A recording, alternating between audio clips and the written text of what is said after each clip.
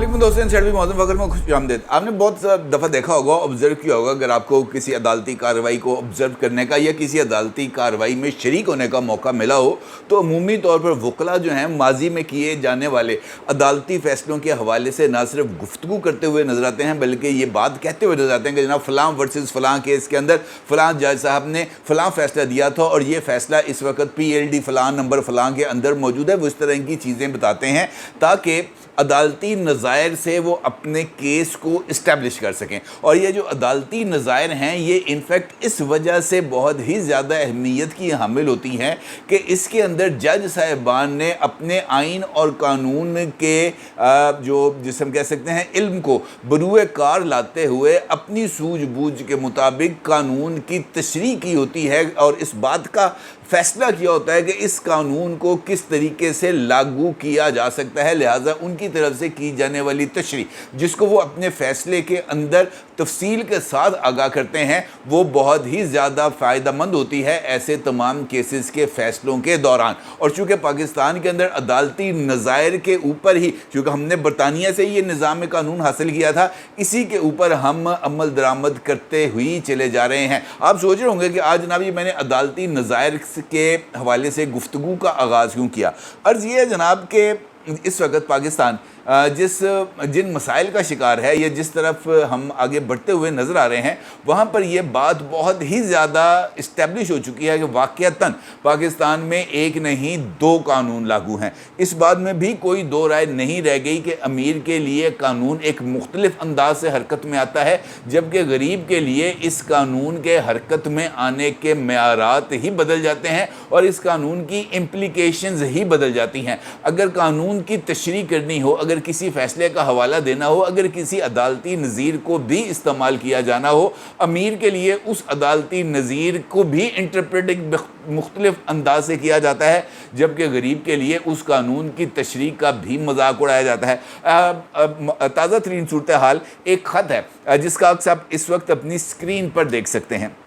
ये ख़त मसूल हुआ है गवर्नमेंट ऑफ पंजाब को और ये ख़त तहरीर किया है IG प्रिजन्स ने यानी IG जेल खाना जात ने। और उन्होंने अपने इस ख़त के अंदर इस बात का इजहार किया है कि पंजाब की जेलों में मौजूद कैदी इस वक्त अदालती फ़ैसलों के ऊपर अमल दरामद चाहते हैं और उनका ये मानना है कि अदालती फ़ैसले ही अदालती नज़ायर हैं और उन अदालती नज़ायर पर अमल दरामद करते हुए अगर एक फ़ैसले से एक कैदी को बेनिफिट दिया जा रहा है तो उस फैसले के बुनियाद के ऊपर वैसा ही बेनिफिट हमें दिया जाए क्योंकि वो भी कैदी है, वो भी सज़ा याफ्ता है, हम भी कैदी हैं, हम भी सज़ा याफ्ता हैं। उसके भी जो है वो कैद के ख़िलाफ़ जो अपीलें हैं वो मुख्तलिफ़ अदालतों के अंदर ज़ेर समात हैं। हमारी भी कैद के हवाले से अपीलें मुख्तलिफ़ अदालतों में ज़ेर समात हैं। लिहाजा जेल के अंदर हमारा और उस कैदी का स्टेटस बिल्कुल एक जैसा है और इस स्टेटस के एक जैसे होने के बाद जो कानून का इतलाक है वो उसके लिए अलग कैसे हो सकता है। और इस एक सवाल ने पंजाब की जेलों के अंदर एक ऐसी सिचुएशन को क्रिएट कर दिया है जिसको टैकल करना इस वक्त जेल खाना जात हुक्काम के लिए मुमकिन नहीं है। उनके लिए इस सूरत हाल पर काबू पाना बहुत ही ज़्यादा मुश्किल हो चुका है। इस वक्त पंजाब की जितनी भी जेलें हैं उसमें कुछ हाई सिक्योरिटी जेल्स हैं, कुछ नॉर्मल जेल्स हैं। इनमें मजमूई तौर पर जो कैदी रखने की कैपेसिटी है वो है तकरीबन 37,000 यानी इन जेल्स की जो इंस्टॉल्ड कैपेसिटी है 37,000 कैदियों को रखने की है जबकि इस वक्त सिर्फ पंजाब की जेलों में 63,000 कैदी मौजूद हैं, मर्द व ख़वातीन।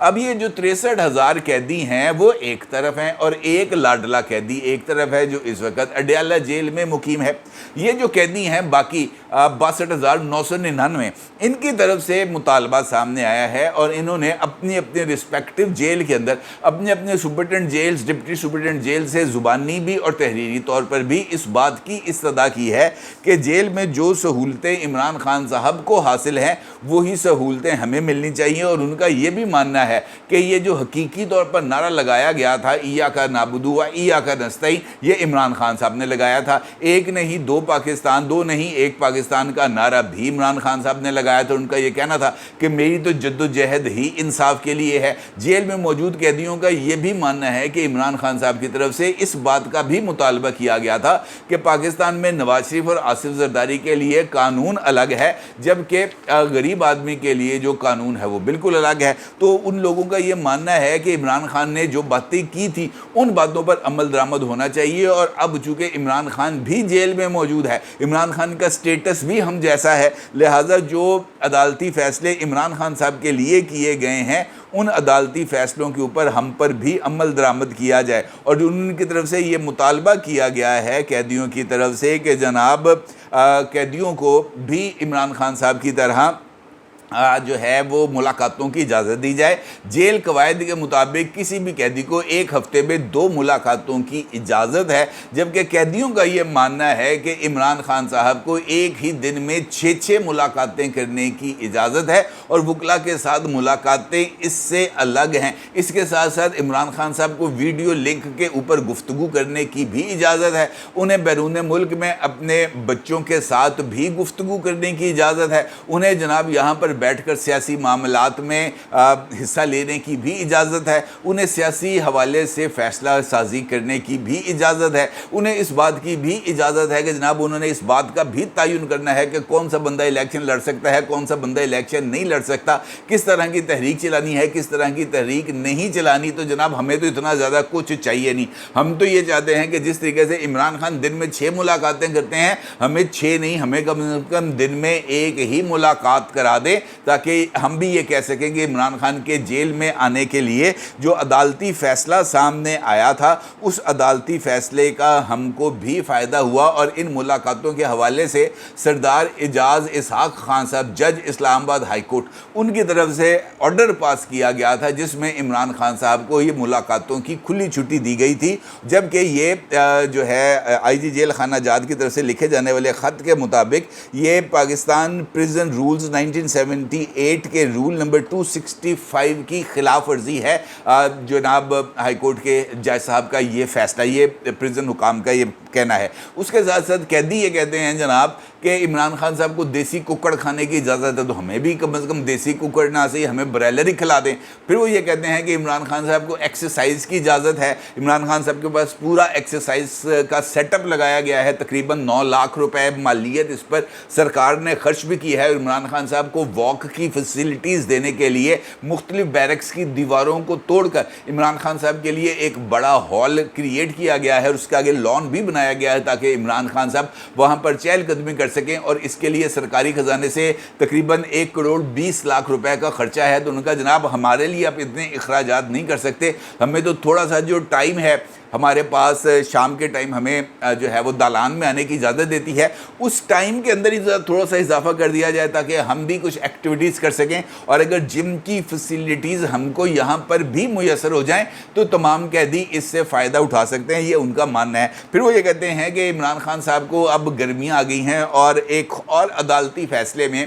اس بات کا ذکر کیا گیا ہے، خصوصی عدالت کے جج نے اس بات کا ذکر کیا ہے کہ عمران خان صاحب کو جو ہے وہ جیل کے اندر ریفریجریٹر کی سہولت دی جائے تاکہ عمران خان صاحب ٹھنڈا پانی پی سکیں، اور اس کے لیے عمران خان صاحب کو اضافی بجلی بھی پرووائڈ کی جائے، اور عمران خان صاحب کو روم کولر بھی لگا کے دیا جائے تاکہ عمران خان صاحب کو ذرا ٹھنڈی ہوا آئے۔ تو انہوں نے کہا جناب ساڈے لیے بھی گرمی ہونی ہے، جڑنی کڈیالہ جیل پی رہی تو پائن ساڈے لیے بھی کچھ خیال کرے۔ یہ جو خط ہے یہ تحریر کیا گیا ہے یا نہیں، قطع نظر اس بات سے، اس خط نے اس بات کی طرف اشارہ کر دیا ہے جناب کہ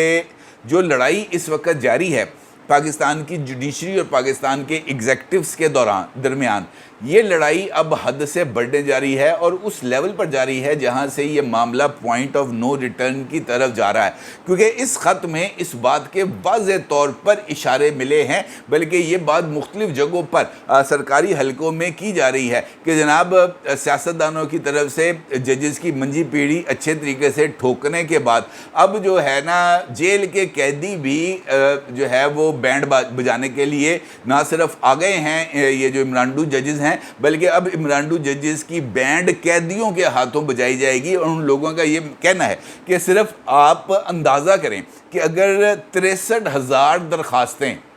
مختلف عدالتی فیصلوں کو نظیر بناتے ہوئے اگر پاکستان کے لوئر جوڈیشری کے عدالتی نظام یا ہائی کورٹس کے میں دائر ہو جاتی ہیں 63,000 درخواستیں مختلف قیدیوں کی طرف سے یہ کہتے ہوئے کہ جناب جو سہولت عمران خان کو دی جا رہی ہے وہ سہولت ہمیں دی جائے، تو پاکستان کے نظام میں انصاف کا کیا حال ہوگا؟ انہوں نے کہا جناب صرف آپ اس بات کا اندازہ لگا لیں، صورتحال جتنی سمپل آپ کو نظر آ رہی ہے اتنی سمپل نہیں ہے۔ دوسری جانب اڈیالہ جیل کے اندر بھی یہ جو ریزنٹمنٹ ہے یہ ہمیں کچھ زیادہ نظر آ رہی ہے، اور بشرا بی بی کے اڈیالہ جیل جانے کے بعد اڈیالہ جیل کے بھی منظر نامے میں کچھ تبدیلی آ رہی ہیں، بلکہ آج ہی میں نے ایک خبر دیکھی ہے جیو پر جہاں پر اس بات کا ذکر کیا جا رہا ہے کہ بشرا بی بی جیسے ہی عمران خان صاحب کے ہمراہ عدالت میں آئیں، اور بلکہ بشرا بی بی الگ گئیں، عمران خان الگ آئے، تو بشرا بی بی نے یکسر عمران خان کو نظر انداز کر دیا، عمران خان کی بہنیں جو وہاں پر موجود تھیں ان کو بھی نظر انداز کر دیا، کسی سے انہوں نے سلام دعا نہیں لہی بلکہ کونے میں جا کر بیٹھ گئیں۔ عمران خان صاحب ان کے پاس گئے، انہوں نے عمران خان صاحب کو بھی اگنور کر دیا، پھر دوسری مرتبہ عمران خان صاحب گئے، عمران خان صاحب نے ان کے ساتھ کچھ دیر خسر پسر کی، بشرا بی بی کے جو تیور تھے وہ کم نہیں ہو رہے تھے، پھر بشرا بی بی نے عدالتی کارروائی کی سماعت ہوتے ہی عدالت کے اوپر عدم اعتماد کر دیا، جس پر عمران خان صاحب گڑبڑا گئے، تو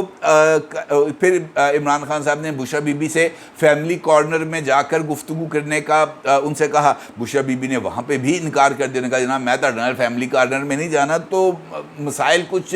ڈیولپ ہو رہے ہیں، اور یہ مسائل ہمیں اڈیالہ جیل کے اندر بھی نظر آ رہے ہیں، اڈیالہ جیل کے باہر بھی نظر آ رہے ہیں، اور یہ سچویشن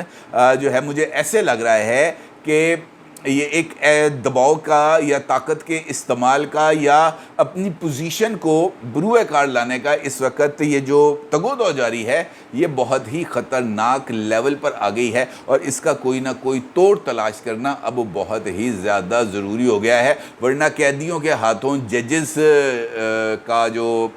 وہ ہوگا نا معاملہ، وہ بہت ہی زیادہ یہ وہ جو میں نے کہا ہے نا اس کے اندر آپ اپنی مرضی کا لفظ فٹ کر لیں، وہ جو بھی ہوگا وہ جو ہے نا وہ کسی بھی طریقے سے اس کو ہم نہیں کہہ سکتے کہ جناب یہ درست عمل ہوگا، یہ ہوگا تو غلط ہی، لیکن کیا کیا جائے اس کا جواز بھی ایسے ہی تلاش کیا جا رہا ہے۔ اپنی رائے کو ضرور اظہار کیجیے گا۔ آپ کو بہت شکریہ، اللہ حافظ۔